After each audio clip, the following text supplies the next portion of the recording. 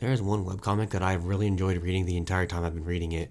It is actually a fairly popular webcomic, so I'm sure nobody is surprised to learn that I like The Remarried Empress. I mean, it's just a really good story.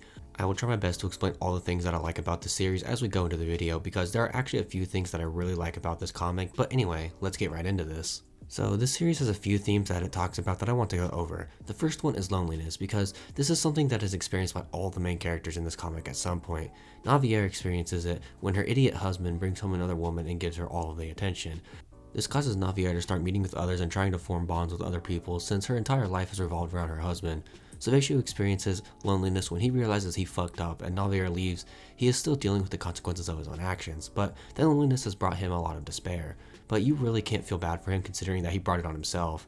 Rashta experienced loneliness pretty much her entire life. She was a slave who was mistreated and always left alone. She just wanted to be happy, but she ended up destroying her life and those around her. And once you get the full backstory, despite everything, you really can feel a little bad for her since she really was just a victim of circumstance. Heinrich has experienced a lot of loneliness in his life. He has lost a lot of people and has left him alone. He struggles to form connections with people at first, but when he does, he'll never let them go. He still struggles with his loneliness on a daily basis, not because he is actually lonely, but because he doesn't want to lose Navier, so he clings to her all the time. The way loneliness is portrayed in the story is really well done, and you can really feel it in the characters. We see how overcoming a lot of hardship can be difficult, and that some people never manage it. Navier finally managed to overcome her hardship and is finally happy again, but it took a lot, and her journey to get there was not easy. But Navier wasn't the only one who needed to go on this journey. We are seeing Saveshu trying to overcome the exact same thing, and he made so many mistakes, and I'm sure he will find his answer eventually, but maybe he won't. Overcoming hardship is never easy, and hardship can also mean different things to different people, so you never know what kind of difficult journey people have to go on to overcome it. But it is always fun to see people try to achieve things that they never thought they could. We have seen that in this comic, love can be found in your lowest moments. Navier was down and didn't really know what to do anymore, but then she met Heinrich, and she was able to fall in love with him because he was a good guy who actually cared about her. Heinrich also wasn't doing great during that time, and it wasn't until he met Navier that his life started to turn around for the better. Sometimes when you are in your lowest moments, all it takes is one person to turn your life around, and that is exactly what Navier and Heinrich found in each other, and we can see that on full display in every single chapter of the story. This story doesn't have too much action, but it does have a lot of conflict, and I really like how the series handles all of that using intelligence to overcome others. Navier is really smart and always knows how to handle a situation. Seeing her use her brain to solve issues is actually pretty cool.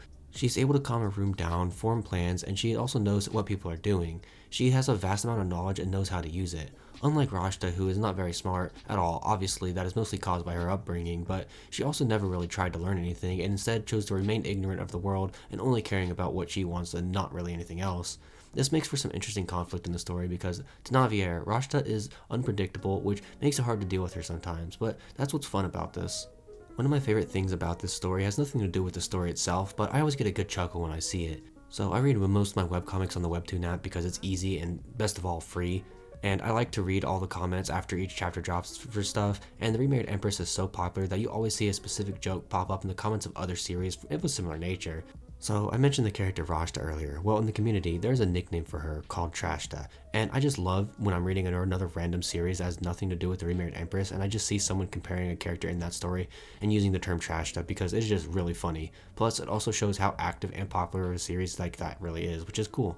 The character writing in this comic is really good. There are likable characters and hateable characters and everything in between. Navier is a really cool main character. At the start of the series, she is a calm, cool, and collected person. She is the perfect empress, however, she does have her own issues, which we see her slowly overcome as the story goes on. We also eventually get to see her really be happy and smile, which wasn't very common at the beginning of the story. She is a very intelligent and doesn't really like to take shit from anybody. Honestly, it is pretty cool to see. Heinrich is a great partner to Navier, but at the beginning of the story, he is just an acquaintance who helps Navier out. They both ended up falling in love with each other. Heinrich has grown so much. He used to be this very secretive guy that you didn't really know if you could trust, but now you can see that he is a pretty trustworthy guy who just has his issues he has dealing with. He ended up actually being a sweetheart, which is a stark contrast to how we originally saw him. Saveshu is a piece of shit. That's it. No, but in all seriousness, he is someone who betrayed Navier, someone who was not only his childhood friend, but also his fiancée and eventually wife from birth. They have known each other their entire lives and were raised together, but Saveshu betrayed Navier, and every issue he is dealing with in the story now is his own fault, and he won't be getting any sympathy from me. He deserves it. Rashta is someone who was very lost in life. She made an astronomical amount of mistakes in life, and it all led to her downfall. But she also never really had anybody she can trust because the people she thought she could trust would end up betraying her. But I'm not saying that she was a good person, because she wasn't. But she also was given a really bad hand in life, and when she was trying to improve her life, she was constantly met with obstacles that were really hard for her to overcome, and she always relied on bad people giving her bad advice because she didn't know any better. She was a liar though, and that is something that can never be taken away from her. There are some good side characters in this story that I find to be really enjoyable. My favorites are Navier's Ladies in Waiting. They are all such quirky characters, but they are all so fun to see around. This comic has a wide variety of characters, each with different personalities that really make the story feel alive.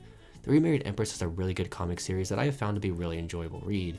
It's so fun to see a story that takes a setting and formula that is used a lot and does something a little different with it to make it a really fun and interesting story. Okay, that was the video. If you liked it, maybe think about dropping a like and subscribing as well. It helps out a ton. And if you do decide to join the community, then I guess I'll see you next week with another video. Bye!